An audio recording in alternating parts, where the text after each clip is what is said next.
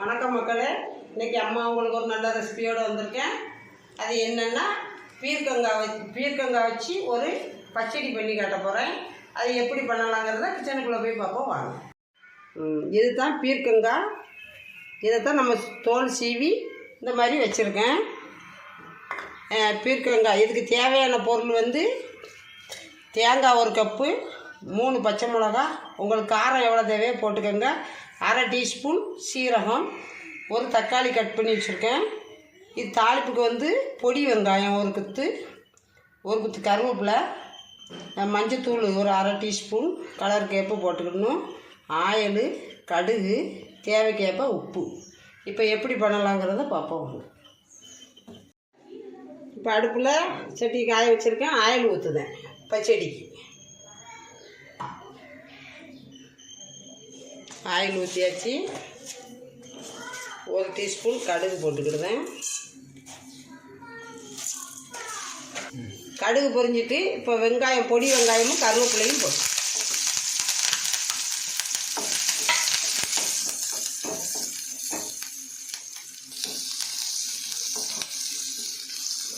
நல்ல வெங்காயம் வதங்கிருச்சு. தக்காளி ஒரு தக்காளி கட் பண்ணி வச்சுருக்கேன், அதை போடும்.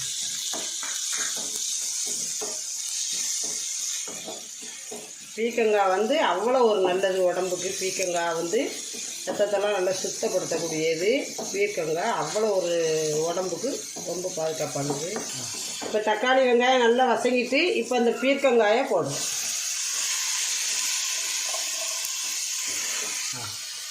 இப்போ இது கூட கொஞ்சம் மஞ்சத்தூள் போடுது, தேவைக்கேற்ப உப்பு போட்டுக்கிடுவோம்,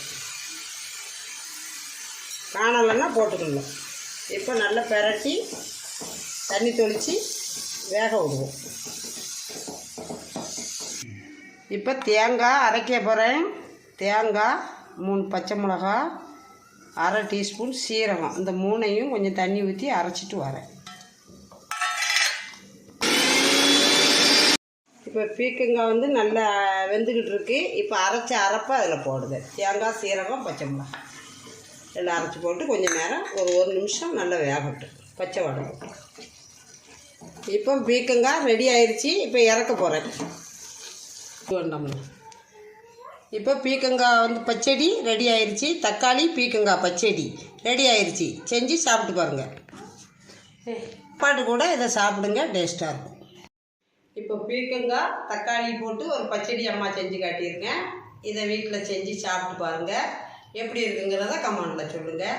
பிடிச்சிருந்தா லைக் பண்ணுங்கள், ஷேர் பண்ணுங்கள், கமெண்ட் பண்ணுங்கள். அம்மா சேனலை சப்ஸ்கிரைப் பண்ணுங்கள். மீண்டும் ஒரு நல்ல ரெசிபியோடு அம்மா என் பிள்ளைகளை சந்திக்கிறேன். நன்றி, வணக்கம்.